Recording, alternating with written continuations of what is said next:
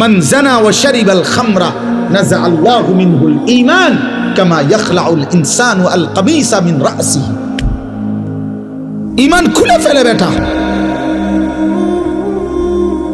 এই অবস্থায় যদি মৃত্যু হয় নাফরমান, মনে রেখো সে মৃত্যু কি মৃত্যু হবে।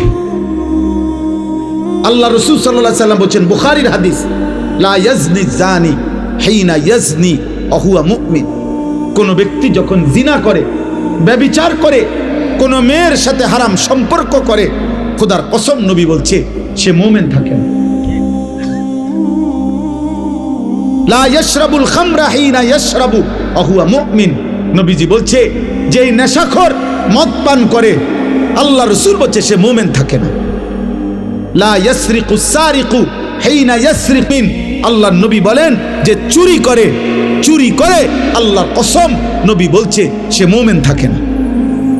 আর চুরি শুধু নামওয়ালা চুরি না, যেখানেই আপনি কাউরে ওজনে কম দিলেন এটা চুরি না? কথা বলেন না কেন? রাষ্ট্রের সম্পদ যারা চুরি করে তারা চোর না? জনগণের সম্পদ যারা চুরি করে তারা চোর না?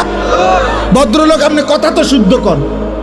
একেবারে স্যুট পরা, বুট পরা, একদম টাই টুই লাগানো, আপনি তো বাস পান। মিথ্যা কথা বলেন। আপনি তো এক খোঁচা দিয়ে 100 কোটি টাকা মেরে দিচ্ছেন, তাহলে আপনি তো শুদ্ধ চোর। আপনি তো কথা তো শুদ্ধ বলেন। এই জন্য বললাম আব্বা, দুইটা শব্দ ইংরেজি বলা, প্যান্ট পরা, স্যুট পরা, শুদ্ধ ভাষায় কথা বলা, টাকা পয়সা উপার্জন করা, এর নাম মানুষ না। মানুষ ভিন্ন কিছু, ইনসান ভিন্ন কিছু,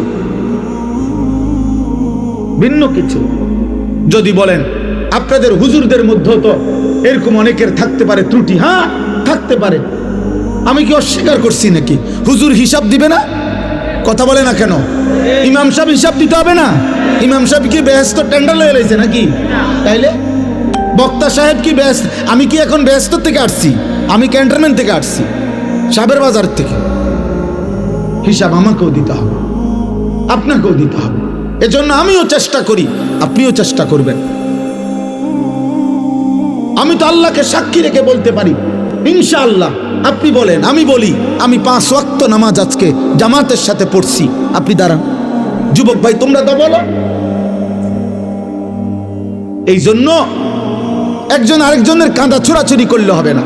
আপনারও তো দোষ আছে না, আপনারও তো দোষ আছে, এ কথা বললে হবে না আব্বা। আপনার দোষ আমার দোষ প্রশ্ন না। আমাদের প্রত্যেকেই আল্লাহর সামনে যেতে হবে, আখিরাতে যেতে হবে। এই গুনাহ থেকে বাঁচতে হবে, গুনাহ থেকে বাঁচতে হবে।